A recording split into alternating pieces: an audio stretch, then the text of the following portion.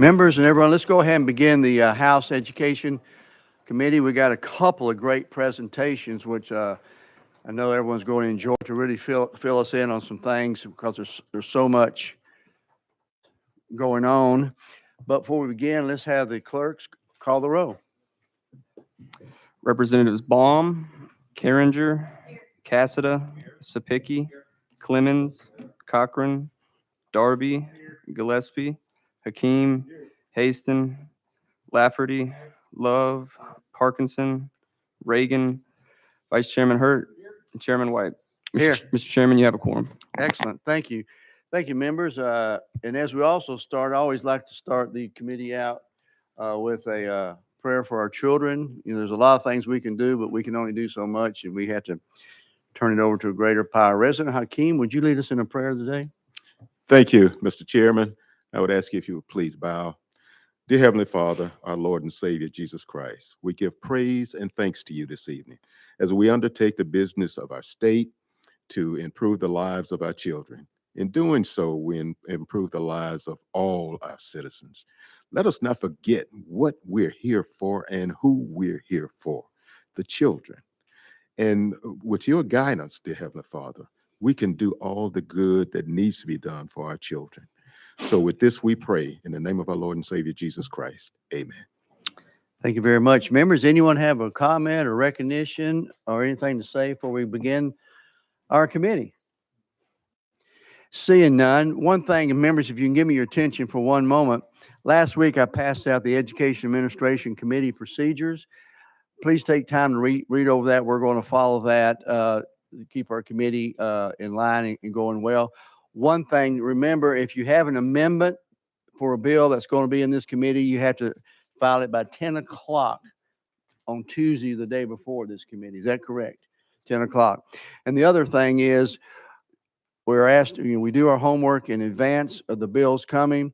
And so anyone that wants to speak on a bill in committee needs to let my office know 24 hours in advance that they want to speak on that so that we can have that input. So keep that in mind. We only have, before we get into our excellent presentations, we have one bill we need to take care of. It's House Bill 1681 by our Chairman Sapicki. Sir, you're recognized. Motion second. You made. Mr. Chairman, we're working off an amendment on this. It'll be drafting code 012583. It makes the bill. That is correct. We got a motion second on your amendment. Does it rewrite the bill or is it just? It does. Okay, you may explain. Very quickly, this is about a 2-year grant program that's going to be for non-degree, non-credit hour workforce development in our community colleges and or possibly TCAT centers. What the amendment does, the reason why the amendment was there, it was inadvertently tagged to the lottery. We had to strip that language out. This is not tied to the lottery. It's just a grant program that we're going to try to find the money from the governor or from our side over here, so we can get this done. Then, Mr. Chairman, I'll explain the bill a little bit more detail. And we have a guest today to speak. Okay, members, let's go ahead. If everyone's agreeable, let's go ahead and add the amendment to the bill for proper discussion. Any objection? All those in favor of adding amendment 12583 to House Bill 1618, indicate by saying aye. Aye. Opposed? Ayes have it. Brief description, Mr. Chairman and members of the committee. There are programs out there in workplace fields that don't qualify for Promise, don't qualify for Reconnect, and these are high-paying jobs. And what we're going to try to do is create a grant program for the next 2 years to show the benefit of having these, being able to get these people scholarships for these. We have Dr. Lampley here from Columbia State, Mr. Chairman. At this time, if we could go out of session, I'd appreciate it.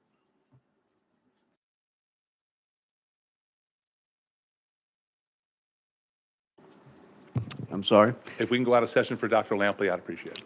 Without objection. Members, let me just make this comment. You saw in your paperwork, there's another amendment, 12258, that has been withdrawn, so we will not be adding that. Okay, without objection, we're now out of session.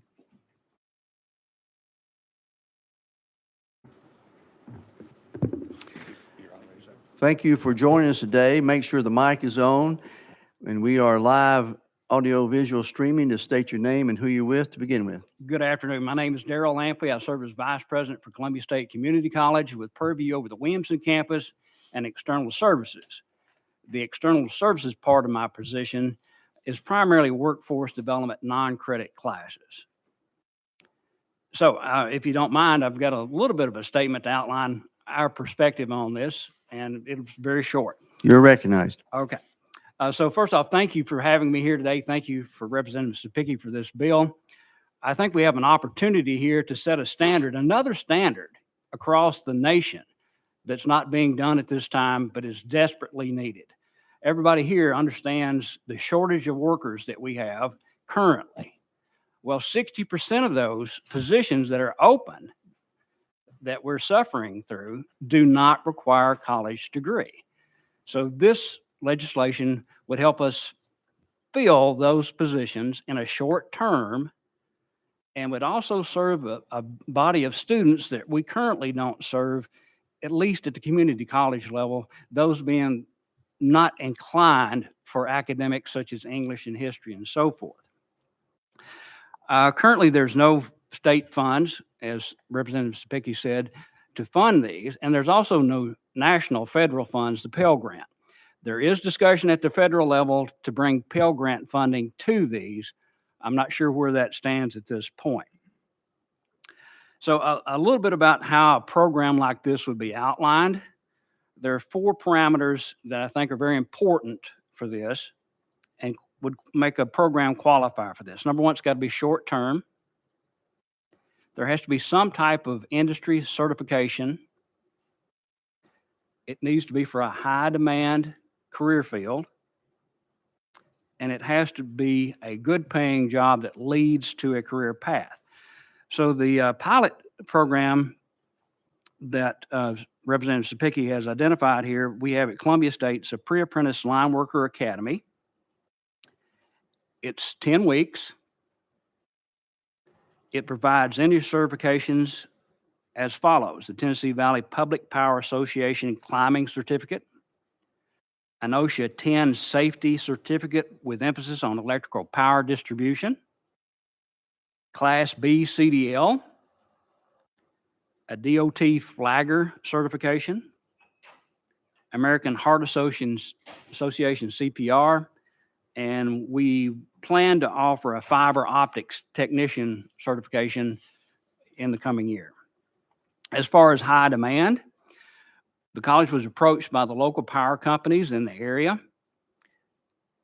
to present this program because they recognize the future labor needs they're going to have due to retirements and also the growth that we are experiencing here in Middle Tennessee. As far as good pay, industry standard for this position is about $36 an hour. Just some metrics. We currently have 87% completion, about an 85% job placement. A point of interest, this spring we have a cohort that's going to start in about 3 weeks. At one point we had 40 students on the waiting list for that. We're only going to have 8 that could afford the tuition this semester. Our hope is that this legislation will bring about the ability to fund tuition for other programs, certified clinical medical assistant, phlebotomy, pharmacy tech, those types of things. Thank you. Thank you very much. Did I understand you say this pole climbing is like a 10-week certification? So the entire academy is 10 weeks. The pole climbing certification is a week module within that. Okay. And you can get your CDL license during that time? Yes. So we encourage the students to get their permit before they come to the program. Then we have actually the training, and we have a truck on campus that they can practice with. So am I correct that with that license, whether you do it, what we're talking about here, you can go to truck driving school also, or? Yeah. So they'll have a Class B certification Okay. when Okay. if they meet all the parameters. Fantastic. Members, you have questions of our guests according to his explanation? Representative Clemens. Thank you, Mr. Chairman. And so, who is currently providing this training? Is it the employers themselves or the individuals that we're looking to So- provide this grant? The vast majority of these students are typical college students straight out of high school. So that age group, 18 to 21, we have some veterans, but at this point, this program is an entry level, if you will. Mhm. So a current employee with a power company probably already has many of the skill sets we're offering. Okay, I'm just trying to get my head around more. I mean, I was raised by pole climbers for the Oh, telephone okay. company, so I'm somewhat familiar with it. But I guess I'm just trying to figure out. You had described these students as not traditional students as far as like English and other subjects, but you just want to train them for these vacancies that exist in the workforce. And so I guess I'm trying to get my head around exactly what's happening to those students now when they leave high school. Are they going to these companies or are they just not going into the workforce? So I'm not quite sure I understand your question about the students that would come into our program. Yeah, the ones that would benefit from this grant. Oh, okay. So the ones that would benefit from this grant would have an opportunity. The tuition for this for fall is going to be $4,750. So that's an insurmountable amount for some students. There is WIOA funding, but to qualify for that is a fairly low income, and most of these students would exceed that. So if they don't get as far as tuition goes, what are they going to do? They could come to the academic side of the house if there's a program that suited them and have tuition paid that way, or just go into the workforce. And I think we're seeing a lot of students now, especially in community colleges, opt in for those big signing bonuses. And I'm hearing as much as $25 an hour, for people that are filling vending machines, that type of thing. And those that are taking those types of jobs, they're being trained by the employer once they go take that job, or? So, and again, I'm speaking just off the top of my head. If they're not coming to us, if there's any training the employer would have trained for those other positions. Okay. All right. Thank you, Mr. Chairman. Thank you, members. Anyone else have a question while we're out of session of our guest? Seeing none. Okay. Thank you, sir, very much. We appreciate this. No, thank you. We're back in session. Representative Sapicki, we're back on your bill. A microphone. Dr. Lampley touched on it right there about the opportunity for this to expand. There is an opportunity to create a truck driving school in our community college or TCAT. We all know across the country right now, goods being delivered are at a premium for people that drive trucks. There's one of our members that owns a trucking company that has a lot of trucks sitting on his lot right now trying to find drivers for. So with that, Mr. Chairman, I'll try to answer questions. Further discussion on House Bill 1681. Seeing none. Did I hear something? Called the question. Any objection? Without objection, all those in favor of moving House Bill 1681 to government operations indicate by saying aye. Opposed? Yeah, the ayes have it. Moves out, sir. Okay, members, we have a couple of great presentations that we put on the schedule today. Our Tennessee Higher Education Commission, as well as our Tennessee Board of Regents. These things are very critical is what we're doing right now. And if Ms. House, Dr. House, and Dr. Gentile, if y'all come on up and take your places. I think I heard in the governor's budget the other night, there's money put back in there for our outcomes base. So once you're ready, go ahead and identify yourself for the record, and you may begin. Thank you, Mr. Chairman. Members, good afternoon. Emily House, Executive Director of the Tennessee Higher Education Commission, joined on my right by Dr. Stephen Gentile. He is our Chief Policy Officer at THEC and our resident funding formula expert. Okay, and this is on your dashboard, members, if you are able to pull it up and have your devices with you. Want to recognize as well Crystal Collins and Russell Van Zomeren, both members of our fiscal team at THEC who are behind me. These three have done such great work. And to Chairman White's point, there was an historic investment in the outcomes-based funding formula proposed in the governor's budget on Monday, about which we are very excited and the institutions are as well. So happy to be in front of you today to just present an update on our 5-year formula review plan. I'll speak a little bit about the history of the outcomes-based funding formula and then get into some discussion about what the proposed changes are. But just for the sake of some historical context, some of you were around about a decade ago. In 2010, with the passage of the Complete College Tennessee Act, the outcomes-based funding formula was implemented. Tennessee remains the only state in the nation that funds its public higher education institutions, not the TCATs, which is a different conversation, the community colleges and the universities, 100% on outcomes. So not inputs, but outcomes. We engage in a formal review of the outcomes-based funding formula every 5 years, as I said. So initiated in 2010, we did a review in 2015, intended to do a review in 2020. We all know what happened in 2020. So 2021 till now, we are undertaking this review process. It's worth noting, however, that we do review the formula a little bit more informally each year. If there are things that need to be tweaked or changed, we do not wait for a full 5-year review cycle to do so. But the 5-year cycle, which I'll speak a little bit more about that process in a second, is the formal review process.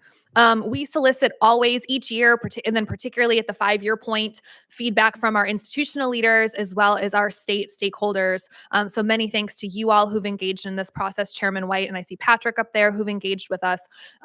Many, many thanks for all of your feedback as well. Just to point to where this lives in statute, the 3 citations on the slide behind me, THEC is required to administer the funding formula in all funding scenarios. So whether there is no new money, whether there is a plethora of proposed new money like we saw on Monday, we are to execute the outcomes-based funding formula. We are to do so in a way that is consistent with the state master plan. THEC updates its master plan for higher education every 5 to 10 years. We most recently did so in January of 20 before the world totally shut down. So the funding formula is meant to be in alignment with the master plan. And you'll see on the next slide that there are differences reflected in sector, so institution type mission and institutional mission. As we think about the outcomes-based funding formula. So there are 2 different sets of outcomes, as you see in the 2 columns on the slide behind me. This is because the mission of a university is quite different oftentimes than that of a community college. Again, I mentioned that the TCAT formula is a little bit different. That is an enrollment-based funding formula as well. It's not included. The TCATs are not included in this discussion we're having today. Happy to have another conversation at another time about whether there needs to be tweaks to that, but focusing today just on the universities and the community colleges. So you'll see that there are a number of outcomes that are included in each of these columns. Happy to speak about any of these specifically, but want to highlight a couple of things just for clarity and for foreshadowing what we will talk about in the next couple slides. So you will notice that some of the outcomes are bolded, both on the university side and the community college side. Those outcomes are eligible for a premium. The premiums that are currently included in the funding formula are for adult learners, for low-income students, as defined by students who are Pell Grant eligible, and on the community college side, students who are academically underprepared, so students who require some type of remediation based on an ACT score. So an institution that is serving a student who may fall into 1 or 2 or 3 of those subpopulations of students are eligible for a premium when that student hits, for example, 30 credit hours earned at a university or 12 hours earned at a community college. One of the proposed changes to the outcomes-based funding formula that I will mention in a moment is the addition of a 4th category of premium. So again, students who are low income, defined as being Pell eligible, students who are adult learners returning to college or coming to college for the first time, and on the community college side, those students who are academically underprepared. Just to note as well, institutions and systems, Chancellor Tidings and her team are behind me. Institutions and the systems can prioritize the weights that they put on each of these outcomes. That's a little bit in the weeds, but important for the conversation. So this is not THEC saying you will get more credit for this than you will for this. The institutions are able to prioritize the outcomes.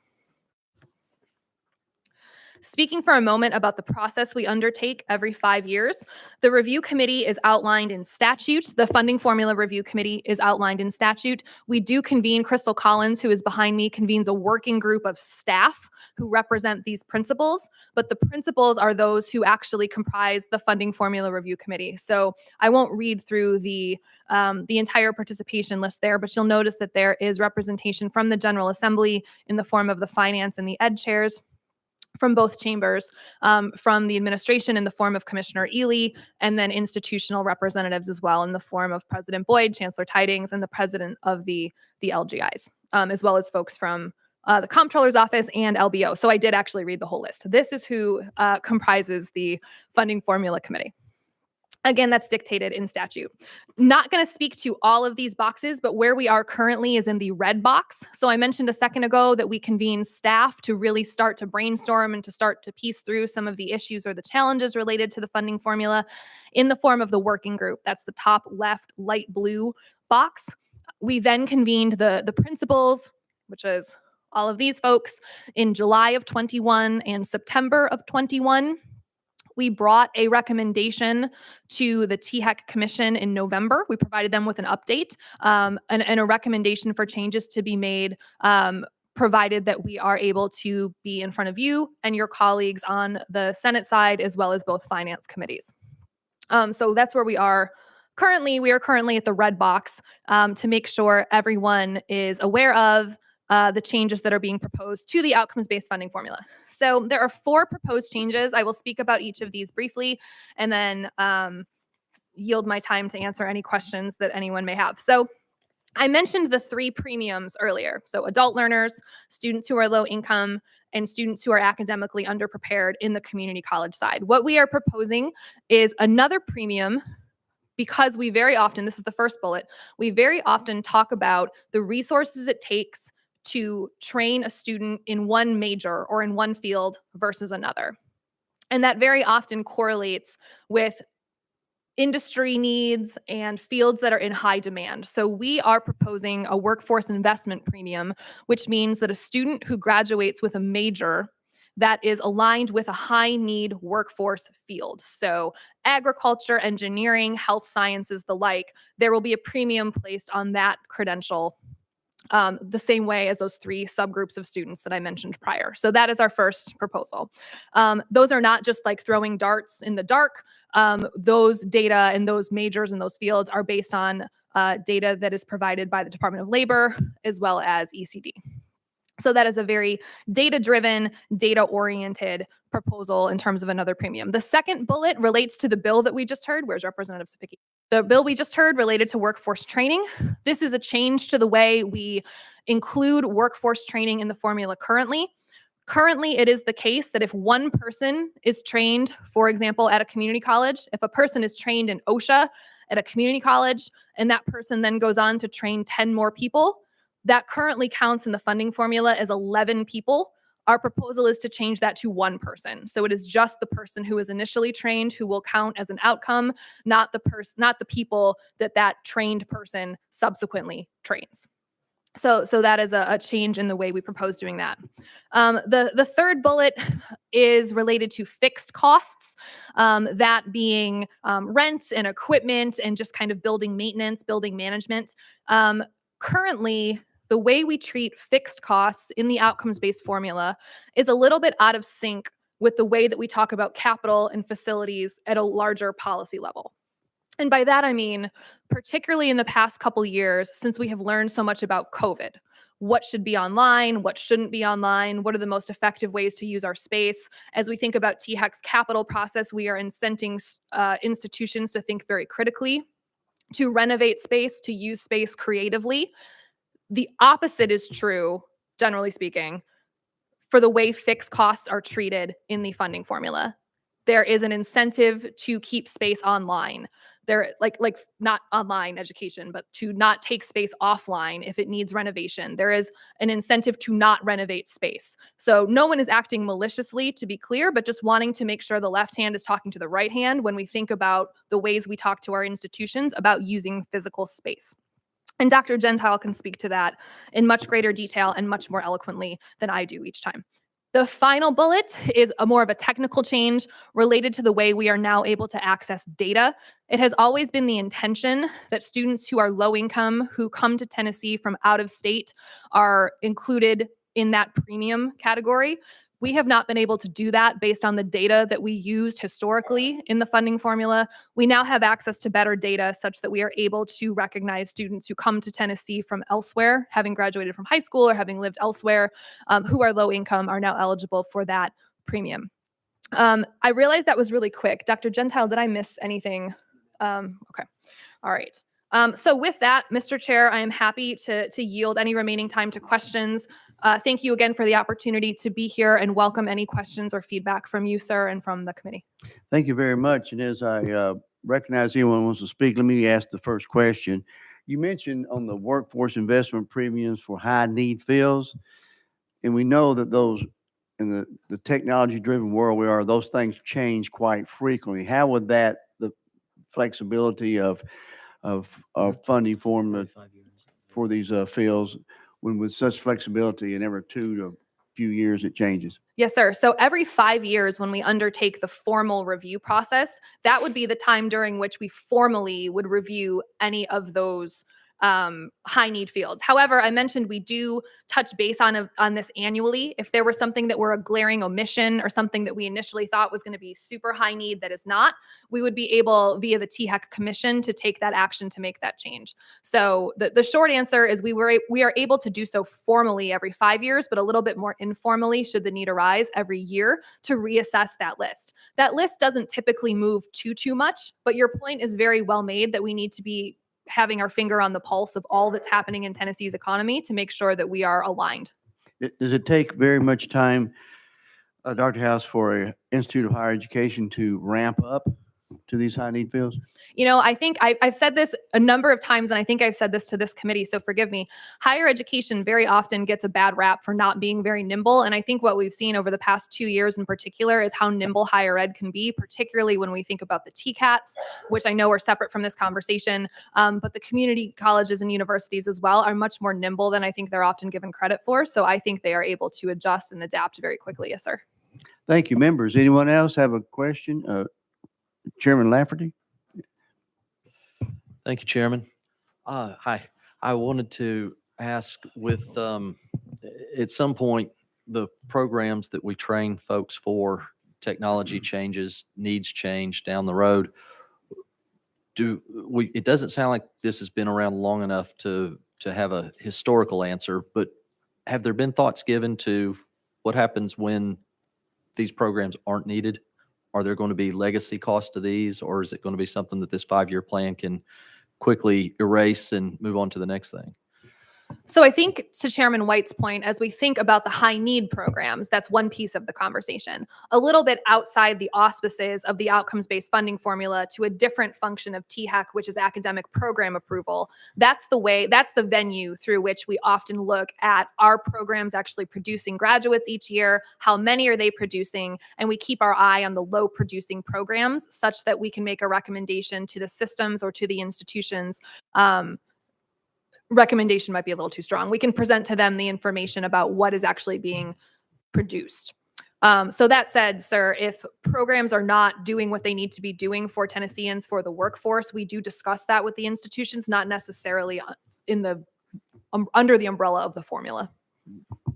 So have there been any programs in this so far that have fallen into that category? Yes, sir. So we actually produce a report each year, and I believe Chairman White should have that in his inbox. And if not, I will get that to you quickly. I believe it's about 20 programs in the past academic year, the past calendar year, were wound down by the institutions. So it's about 20 per year that are low producing enough that it's no longer in the institution or the student's benefit, to their benefit, to offer those programs. Happy to share that with you as soon as we adjourn here, sir. Thank you. We report on that each year.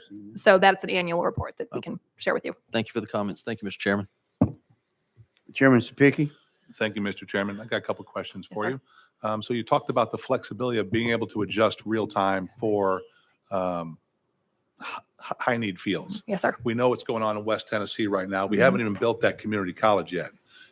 are plans in place right now, already working with those employers out there and tier 2 providers to make sure that we have that TCAT ready to go to service those industries? Yes, sir. So Chancellor Tidings can speak in much greater detail about that, but the short answer is yes. And as it relates to not only the funding formula, but all of the programmatic work, the academic work, to Chairman Lafferty's question, we are very much engaged with the West Tennessee contingent, thinking about what that's going to look like. Yes, sir. You follow up? Another question is, we monitor at our TCAT centers very good with placement. Yes, sir. You go to TCAT, you get a job. That's a great program. At our colleges and universities, do we manage that with degrees that we offer at our colleges and universities, such as if we have a program that is turning out 300 graduates a year, but we're only tracking that maybe 50 of them are in their field? Are we working on either rolling back that program to put into other programs that have higher yields of graduates in their fields? So my first response to that is with my data hat on, which is sometimes the data are not cut at a fine enough grain level to really be able to speak to what you are asking about, which is, for example, we are often able to tell whether someone works in a hospital. We can not necessarily tell whether that person is a physician or whether that person works in the cafeteria. So it's a little bit wonkier than I wish it were in terms of what the data actually allow us to explore. That said, we very, very often, and perhaps Stephen can speak a little bit more to this, we report annually on supply and demand. We work closely with labor and with ECD to keep our eye on this. When we think about big investments like Blue Oval City, that's very much top of mind. So it's not necessarily that we are recommending that programs be wound down if they don't meet an explicit current workforce need, but we do keep an eye on that, and that is part of that discussion when we do make that recommendation for programs to perhaps be wound down. Follow up? And this will be my last question for you, because I want to hold some questions for Chancellor Tidings here. Hold on. All right, so we know we know the discrepancy in graduation rates between four-year institutions, community colleges, and TCATs, and we're talking about outcomes funding, right? How do we balance those different outcomes in the funding, recognizing the challenges that all three of those face that are unique to each one of them? Yes, sir. So we had a very robust conversation throughout 2021, throughout the summer, with the Funding Formula Review Committee, as well as the working group, about the best way to do exactly what you just said. The best way to include a time to degree metric, a graduation rate metric, and the most appropriate way to do that for the universities and the community colleges, perhaps separately, and the best timeline to include. And you'll see that a 6-year graduation rate is currently included. We talked a great deal about, well, what about a 5-year grad rate, a 4-year grad rate? And the consensus was really to leave it at a 6-year for now and think about other ways to measure efficiency and measure production. And some of that is included on the degrees per 100 full-time equivalent, for example. So your question really is the million-dollar question as we think about each institution, the different students that they serve, the best ways in which they can support those students across the graduation stage. And I welcome much, much more conversation about that, again, under the umbrella of when we're talking about the outcomes-based funding formula, but also as we just talk about higher ed as an enterprise. Thank you, Mr. Chairman. Representative Love. Thank you, Mr. Chairman, and thank you, Director, for your presentation. You made reference to low-income students, a technical change, but I'm reading here, recognize out-of-state low-income students. Do we do anything for in-state low-income students? Oh, yes, sir. So when I first mentioned the premia, for which we don't have a slide on this actually, but the three premium groups, low income students from Tennessee are absolutely Okay. the bulk of those included, who are eligible is the wrong word, but who trigger that premium when they progress. This was really just a data limitation. So for example, if a student came from Mississippi to attend the University of Memphis, we would not have been able to see necessarily that student was a low income student using the data that we were using.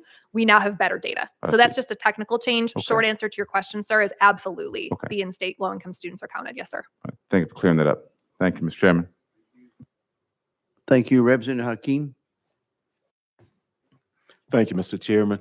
I greatly appreciate the work that you all do. It's very meaningful to all of us. You mentioned helping students across the stage, and I guess there are many areas along that path where they could be derailed. What do we have in place to sort of, if there's a problem, helping them through that, working toward graduation? Yes, sir. So that could be a whole other presentation, Chairman White, if you'll have us back. But just very briefly, sir, again, a little bit outside the auspices of the outcomes-based funding formula itself, but we start intervening with students really when they are in middle school via our Gear Up grant. So Gear Up is a federal grant that increases college awareness and college access for students as young as 7th and 8th grade. We have a robust college access operation on the THEC. The THEC team is comprised in some part of some college access professionals who are not sitting with us in the Tennessee Tower. They are on the ground every day talking to middle schoolers, high schoolers about how to apply for college, how to get financial aid, how to file a FAFSA, and all of these things. Once these students actually enroll in higher education, there are a number of coaching initiatives, advising initiatives that Chancellor Tidings is very familiar with, Chairman Sapicki is as well, and I know many of you are too, doing as much as we can to support those students to higher education and through to that graduation stage. So there are specialized programs for particular subgroups of students. There are universal programs to which all students have access. Happy to give you the full download offline if that would be helpful. There is no deficit of program in the best possible way. There is no silver bullet. Unfortunately, I wish I could say to you, sir, the most effective program is this, and that's never necessarily going to be the case for all students, but we are tackling college enrollment, persistence, and graduation from all angles, and I know my colleagues from TBR would say the same as well. Thank you very much. Thank you, Mr. Chairman. Thank you. And I think we will want you to come back and talk about, that's one thing. You know, we started out a number of years ago, Drive to 55. And so those completion rates are so critical that so one question, and then I've got also a question. You made a comment, I want clarity. Did you say the average completion rate in a community college is 3 years and 6 years and a 4-year? So the way that we calculate a graduation rate is time and a half. So for better or for worse, that's the way in which we do it. So for a student enrolled in a 2-year institution, we calculate their graduation rate within 3 years. For a student enrolled within a 4-year institution, we calculate the graduation rate within 6 years. So it's an imperfect metric for sure, because it only accounts for those students who start at an institution as a first-time freshman and then graduate or not from that institution. It is imperfect in that it does not account well for part-time students, for students who are coming in and out of higher education. So it is imperfect, but we do time and a half, sir. Okay. Representative Sapicki? I'm just trying to wrap my head around this. 4-year institutions, but we're tracking them on 6-year graduation rates. Yes, sir. What's happening? What's Why happening? is it taking them 6 years? So again, the $1 million question. Some students have intervening circumstances. Some students change majors. Some students drop out, come back, transfer. A 6-year grad rate or a 3-year grad rate for a community college is the national standard. That's not a THEC decision. That's not a unique to Tennessee metric. That is something that is used across the board to account for any number of things, including those that I just mentioned. Is it imperfect? Yes, it's imperfect for a number of reasons, but that's kind of the industry standard. Did it change? Did what change, sir? The 3 and 6? Over time, it has changed. Yes, sir. Thank you. I think I had something to do with it going to 6. Took me forever. Anybody else have a question? Yeah. But I did stay out and teach school for a year, so it's really 5. So it's only 5. That's all right. Anyone else have a question? But I do want to emphasize how important is this Drive to 55, that we need to continue that momentum as a state. So these completion rates are very critical. Anyone else? Seeing none, we are going. Thank you so much. You're so welcome. Thank you, sir. Thank you, Gentile, members. Dr. House. We're going to bring up the TBR and Chancellor Flora Tidings and Dr. Russ Deaton. If you'll come up and occupy. And I think we generated some questions out of that discussion that may be helpful with having y'all here at the same time.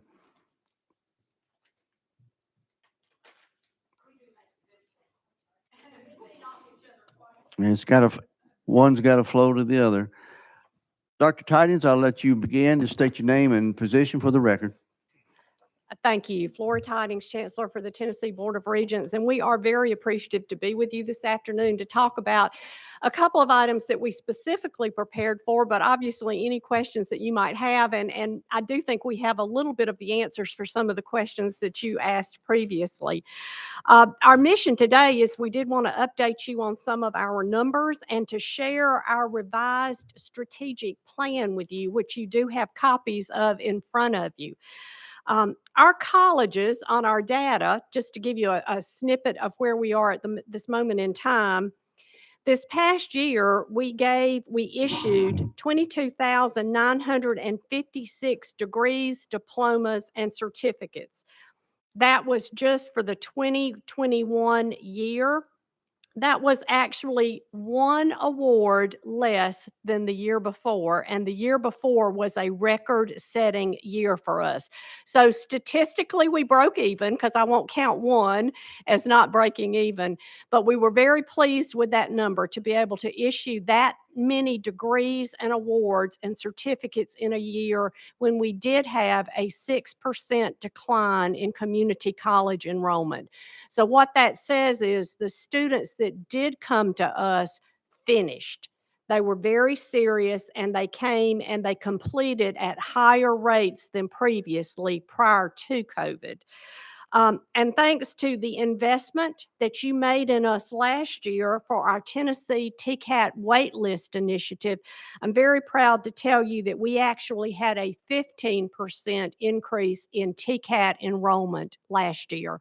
Again, bear in mind, that's in a system, in a state where we had a 6% decline in community college, but because of your investment, a 15% increase in our TCAT arena.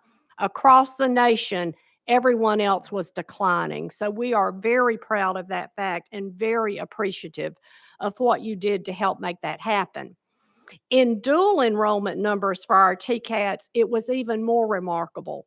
We had a 28% increase in dual enrollment last year within our TCATs, again, because of the money that you provided, which went for additional instructors and additional equipment that allowed us to expand what we were offering and allowed us to whittle down that 11,500 number of students that we had on a wait list last year.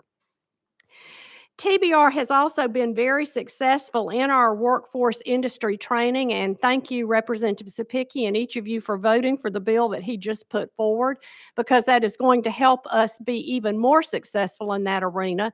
This past year, we were able to train in just the industry workforce training arena. This is not for credit. This is courses that students take non-credit.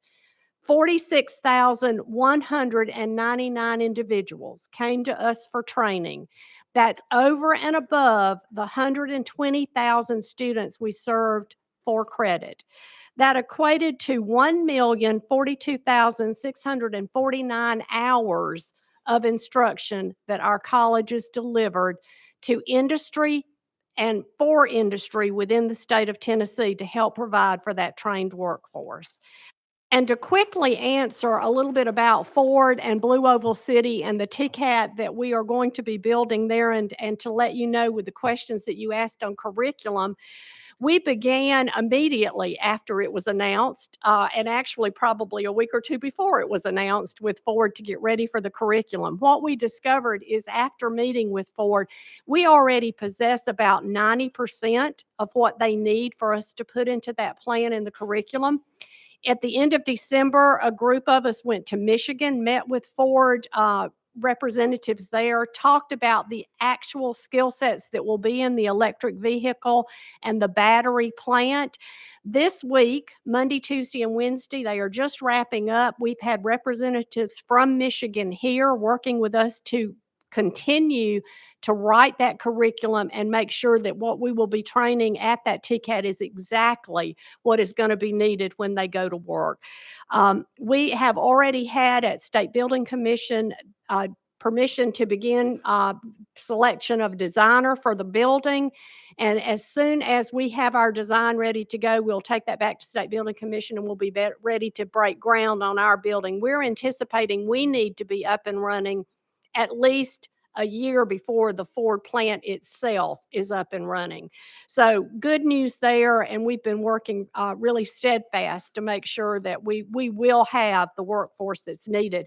The other real quick thing that I'd like to mention is while that TCAT is going into West Tennessee, the curriculum for Ford will be taught at all of our TCATs. And as you recall, we have 40 colleges across the state of Tennessee right now, 175 teaching locations that people can access. So if somebody up in Northwest Tennessee decides they want to go to work at Ford, they will have access to that curriculum if that's what they want to do. So we intend to make that available to everyone across the state.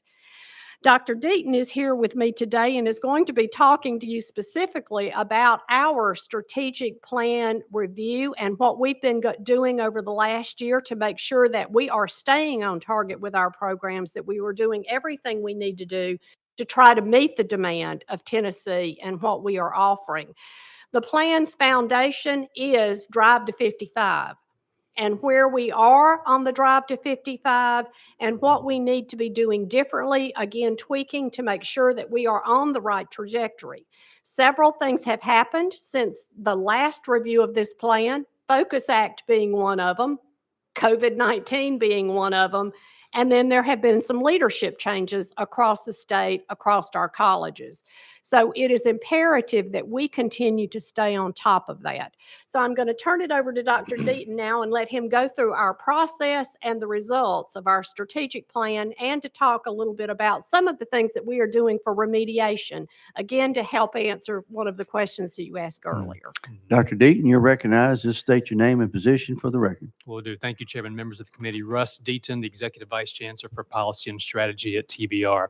And central to that strategic plan development that Chancellor mentioned was first is a duty just to listen and to find out what our partners throughout the state and really throughout the nation think about TBR, what their views of our trajectory and history have been, their ideas for how we can improve the way we service students and industry. So we did a lot of listening first.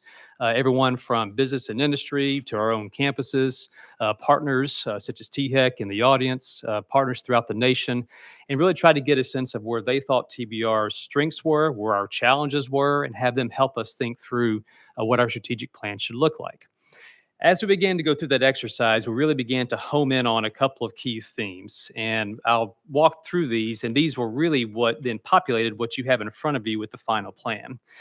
First is our identity as an open access system, which simply means that we serve all Tennesseans, regardless of their background, their income levels, preparation levels, circumstances, challenges, you name it. If they are desiring training or education, we're going to accept them and try to do our best to get them educated and trained. That's a key part of our mission that became central to our identity historically and is a key part of what we are moving forward. The second one is, as the Chancellor said, the emphasis on completion, that drive to 55, educational attainment. That was crucial to our strategic plan because that is foundational to who we are, trying to get folks not just access to, but completion in the credentials that power the economy, to get them good paying jobs and careers going forward. And then the last part of these foundational pillars is the impact we make, not just on individuals, but on communities, on the local economy, on families. That's a central part of TBR's identity. It's something that came out quite a bit in the thematic discussions we had with those partners and trying to more deeply embed the connections we have between our schools and business and industry to make an impact on, again, Tennesseans, their families, and their communities. That comprises the what of the strategic plan. Those are the main pillars of what we are and what we try to do. We then drew out a few more themes from these conversations, and these get to more of the how. We've got the what. Now, how do we go about that? Some of these are reflected in Tennessee's long history in higher ed as a leader in innovation and policy throughout the U.S. But central to that identity was a theme about collaboration, which means not just that our schools partner with each other in their pursuit of these innovations and successes, but also with other partners throughout the U.S. and the state, not just state government, but philanthropic partners as well. Second is to continue that spirit of innovation. This is something that Tennessee really goes back decades, being a leader in higher education public policy and pushing the envelope where it needs to be pushed in ways that serve students. That's a key theme here. Thirdly is our capacity as a system and leveraging that capacity to help our schools solve their local problems and to then help them where it's not just so much a campus solution to an issue, but going it together with the leverage of the system, having TBR as system capacity, helping to solve their issues. And then finally, a focus on equity, which ties back to that access mission, simply meaning that if we see a student who has a barrier, if we detect something that's getting in their way of their training and their education, whether that is their geography, their preparation, income, life circumstances, whatever it is, I think we feel a moral duty to try to solve that need and to meet them where they are. And that equity imperative manifests itself in numerous ways, but it is central to who we are and to our identity. So those what's and those hows form the strategic plan. And it is not a narrative. There's nothing to read. There's no book to pour through. It is instead what you have in front of you. It is an infographic. The one on the website I'll show you is interactive. And it takes those pillars, those themes that I just walked through, and begins to construct a map for people to understand what TBR is about, what we're doing in the future, where our gaps are that we need to do better on, and especially how current initiatives and policies that TBR pursues, how they fit into that mission. It's easy for a system to be very active. It's harder to be intentional about the types of innovations and policies that strategically fulfill the mission of the state and the board. And we hope this plan does that. So the interface you see on one side of that will go through each of those three pillars. They're all organized the same way, which is giving you that pillar, in this case, open access, a statement about what that means to TBR, a few highlights of some programs which exemplify that theme. So for instance, in the access space, we give the user a chance to learn more about EPSOs, early post-secondary opportunities, or our strategic enrollment management, just some sense of the innovations going on in that space, plus some data that you can click through and learn more about, not only how we have performed in that area overall, but how the data break down by demographic, by campus over time. It gives the user a sense of how we've fulfilled that theme. Each of those pillars, access, completion, and the workforce, are all designed the same way, again, giving the user a sense of where that foundation and that philosophy is. The last structural piece here before I show it to you is cross-referencing those two ideas, those pillars and those themes, to give a grid, to give a map, if you will, to the user, to understand when they hear about something that TBR is doing, when they hear about an initiative or an idea a president has, how does that fit into the philosophical structure? How does that fit into the strategy of the board? And so you see this grid here, the pillars and the themes. And as you hear about TBR efforts, we categorized them, we organized them. We said, well, if we're doing something, for instance, in the free textbook space, open education resources, that's an open access initiative. That's a strategy we have deployed. It's harnessing that innovative spirit, working with our partners. It's an example of manifesting that idea.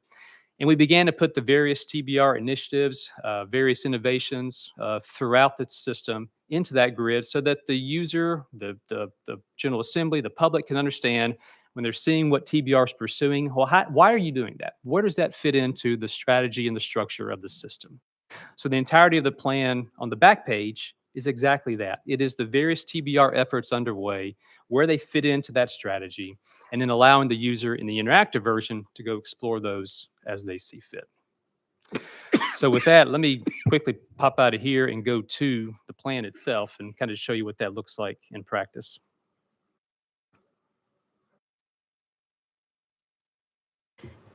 And while Dr. Deaton's pulling that up, I just want to let you know that this is on our website for anybody to go in and look at anytime. This is a living document, which was really important for us because I don't know how many of you have been engaged in writing strategic plans and you come up with very thick manuals and then they get put on a shelf and nobody ever looks at them again. We didn't really want to go through an exercise of that. It needed to be meaningful, it needed to have purpose, and it needed to be something that could live with us as we continued on with the work that we were doing. And also, each of our colleges, each one of our 40 colleges, will adopt this model. They will take the work that's happening at the college level and put it into this format for each campus that we're working with. So it will extend out across all of the campuses. That's right. And that fluidity, that dynamism is key here because it's meant to be a living document. It's meant to sort of flex with ideas over time as they come into the system, as they're passed by the General Assembly. It's meant to not be static. It's meant to grow as we grow. So the interactive website is precisely what's on the hard copy in front of you. The user can, again, learn what those pillars are. There are links on here that take you to various data resources we have that, again, dive into how well we're performing on that metric to give you a better sense of how it looks across the system, acting basically as a front door, as a portal to learn more about that data.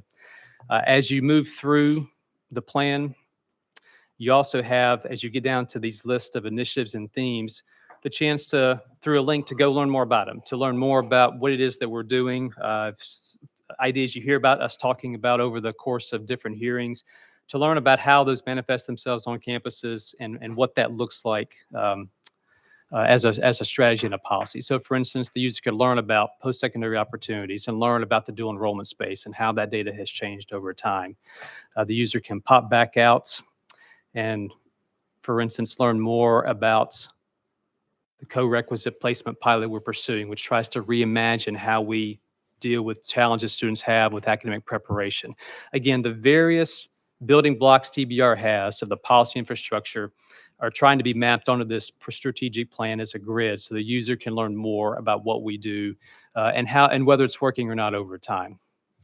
So again, as Chancellor said, it is not a narrative. It is not a book to read. It is this interactive infographic, which we think captures not only the spirit of where TBR's identity has resided, but hopefully where we're going in the future and how our goals can coincide with where the state needs us to be. Thank you both very much. Members, with that discussion, anyone like to ask questions? Chairman Sapicki, I saw your hand. Thank you, Mr. Chairman. So kind of down the same pathway here. Haywood, right? Haywood County, where the new Blue Oval City is going to go. Looking off of your website right now, from 2014 to 2018, these are percentages: 4% from Chester, 9% from Decatur, 2% from Fayette, 6 from Hardin, 7 from Hardman, 7 from Hardin, 5 from Haywood, 7 from Henderson, 5 for Lauderdale. These are percentages of the people that are enrolling in TCATs. I understand. Now, the Blue Oval is 5,000 jobs, plus roughly 20,000 support, right? Those percentages, they don't work. No. How are we going to convince more people? Like, for instance, in Shelby County from 2014 to 2015, 1% of their population went to a TCAT. How are we going to get those numbers up so that we can have enough people to staff this $1 billion investment from the state? We're going to be working with Ford and with every other entity in those regions, particularly in those regions, recruiting to try and get people into these jobs. Part of that discussion that we've had with Ford over the last couple of days was about recruitment and what would we be doing to do that. But also what I mentioned earlier about making sure that we have the curriculum in all of our colleges throughout the state of Tennessee is going to be very important. Ford's labor shed, they're also aware that people are going to be coming from out of state to go to work. So we do think that we will be attracting people from bordering states to come in, go through training, and go to work at Ford. Follow up. And then you also touched on equity. Equity. I'm assuming we're talking equity for the opportunity of success across our students, right? You're not talking about equity to guarantee an outcome for everybody. No, sir. Okay, thank you. And we define that very broadly for every group that needs our assistance in going through the process, whomever that person may be. And then with the investment we're making out there with the electric vehicles, unfortunately, the chance of a change in Washington could upset that apple cart of the electric vehicle, potentially. Will this TCAT Center be able to pivot to make sure that we're providing other opportunities if that main force of employment maybe wanes and something else transitions? Are we going to have the flexibility out there to not just be all eggs in one basket, but be all encompassing for all our students? Yes, sir. And when I referenced earlier about 90% of the training that we have is already in place in our colleges, what that relates back to is in the automotive sector, in mechatronics, in engineering, and all of the programs that we have that people can go to work anywhere. And while this is going to be blue oval TCAD, and we recognize that the majority of the people will go there, the long-range plan is for this to be a freestanding TCAD, a new TCAD added. So we anticipate we will have 41 colleges eventually when this is stood up completely. It will be offering healthcare programs. It will be offering all of the things that are needed for that community. Our vision is that we see what happened in Spring Hill, the growth that we've had there when GM came, the difference that that made on that community. It's not just about the car plant now, it's about all the other jobs that have come into that community. And so that is what we see our goal and our need will be, to make sure that we're providing for all companies that come into that area as a result of the growth that will occur in that part of the state. And last question, Follow up. 3 and 6 year. Mhm. Can you comment on that? I mean, that's. Yeah, I mean, and that, we're Well, fortunate enough hold to on one have, second, let me yes, sir. finish. Is the cost of college, 6 years.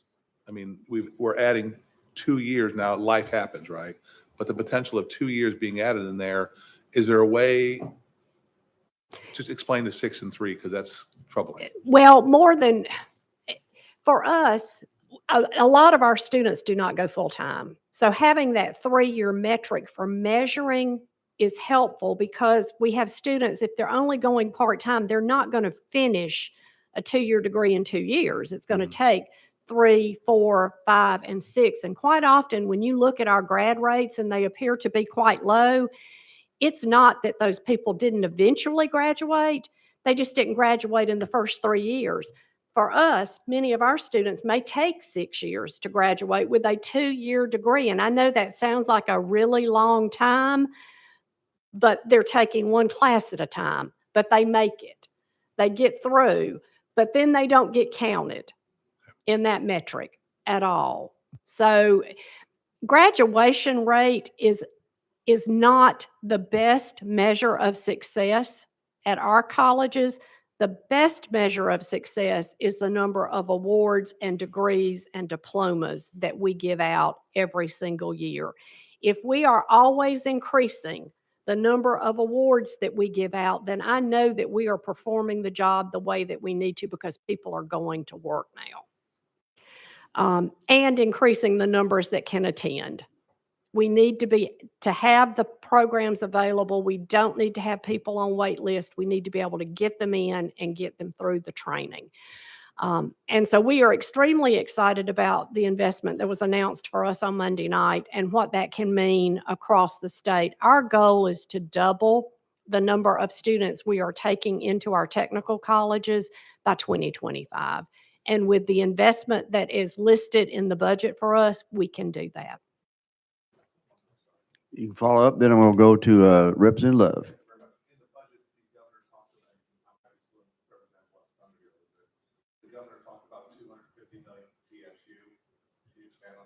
For TSU, yes, sir, I can a little bit, because as most of you are aware, when the Focus Act came to being, the colleges had to be able to stand up a facilities group in order for them to extrapolate from TBR.